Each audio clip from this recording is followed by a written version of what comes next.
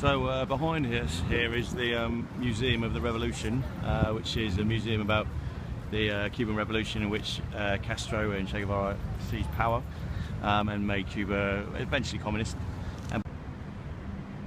Now here we are in the front room of the Cuban Revolution Museum.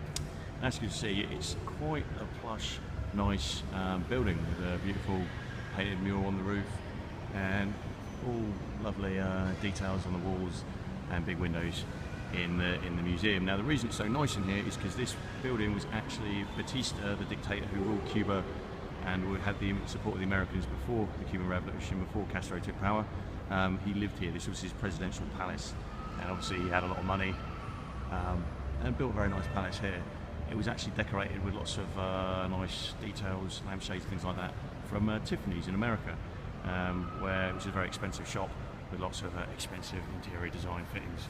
So you can see he was a very pro-American, pro-capitalist dictator of Cuba.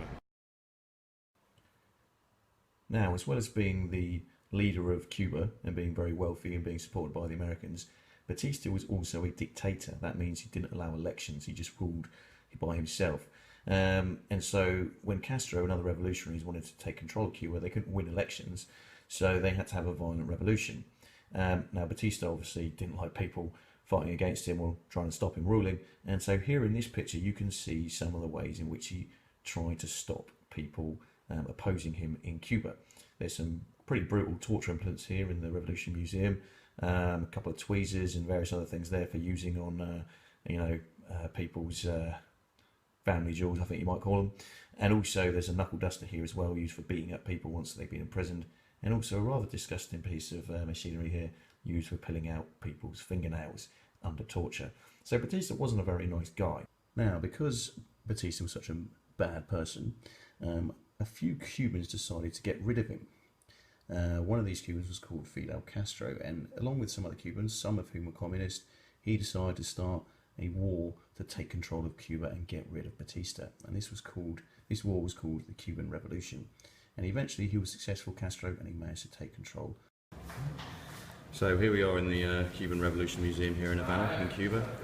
Here's Castro taking control of the country and seizing control of it here. Here you can see some of his boots that he used in the revolution. Over here you can see what made the Americans so angry. Excuse me. Here is the American energy company in Cuba that the Cuban Revolution took control of and made Cuban without giving any money to the American owners. And here's the SO Oil Company, that was also taken over by the Cuban government and made Cuban without giving any money to the Americans, and so the Americans got really angry. So they started an economic blockade of Cuba to punish them, not allowing any trade between America and Cuba, which made the Cuban economy struggle. Now, because Castro wanted to take control of Cuba completely, he basically took control of all American businesses in Cuba, which really angered the Americans, as you saw with the SO company that the Americans owned and the energy company in Cuba that they owned. But there were various other things as well, fruit companies and sugar companies and things like that. So the Americans stopped trading with Cuba, and they banned all American companies from stopping trading with Cuba. Now, this might not sound too bad, but you've got to remember that pretty much all the money Cuba made was by selling two main things to the United States: sugar, which you can see me here with a sugar cane in my mouth, something you have here in Cuba with coffee out in the countryside because it's sweet. It's like having a sugar cube or something like that.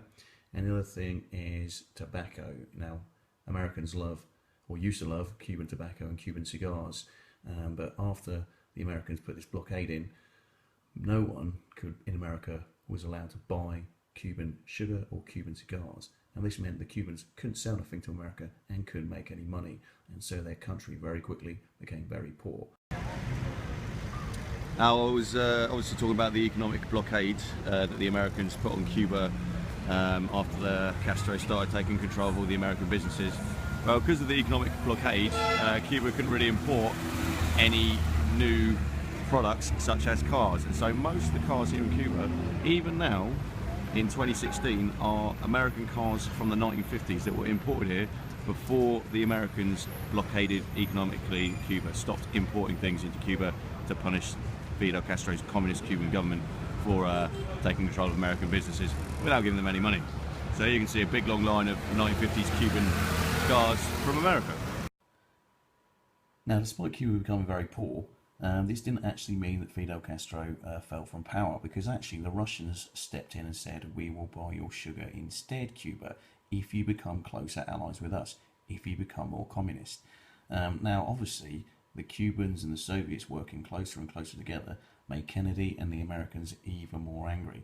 And so they came up with another plan. This was called the Bay of Pigs invasion. Castro had just taken control of American businesses. He'd also shot quite a few capitalist Cubans who he didn't really like.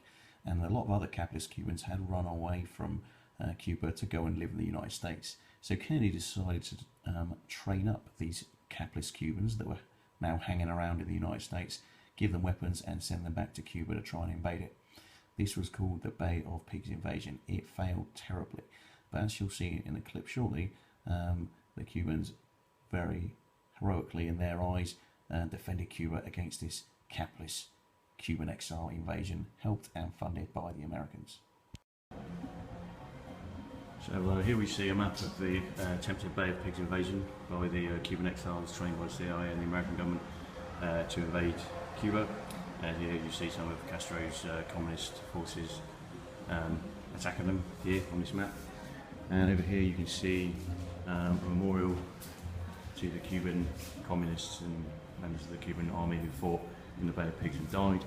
And over here you can see some of the uniforms worn by the people who fought against the invading Cuban exiles. So some goggles by a guy who died in the battle, a blood-stained belt, quite gory thing there about people who died in the battle, and various different pictures here of people who died or fighting during the Bay of Pigs invasion. Behind us here we see a tank, or a tank that basically was used during the Bay of Pigs invasion to fight off the Cuban exiles who are being trained by the CIA and the Kennedy administration, the Kennedy government, to invade Cuba. So this tank was ridden in by Fidel Castro and Che Guevara to repel the Cuban exile invasion organised by the CIA and Kennedy, which was the reason why Cuba and Castro went to the Soviet Union, and why the Soviet Union wanted to give them missiles, or one of the reasons why they wanted that, to try and, in Castro's eyes, defend Cuba from an American invasion by having Soviet missiles placed on them. There we go, a real tank used in the Bay of Pigs invasion, or to fight off the Bay of Pigs invasion. Now here we are in the Revolution Museum again, and actually the year we're here is Fidel Castro, leader of Cuba's 90th birthday. Now most people, when it's their birthday, they just get like a cake and maybe a nice meal in a restaurant or something. Fidel Castro gets an exhibition dedicated to himself in the National Museum. So here's lots of things he has. Here's his telescope from the Cuban Revolution. Here's his sunglasses and cigarette lighter. Over here we have his famous green colour uniform that he wore during the Cuban Revolution, and a nice, I guess, sniper rifle that he used to shoot Batista soldiers during the Cuban Revolution. Now, one of the things that Fidel Castro loves to do is play chess. But what he loves even more than playing chess is baseball.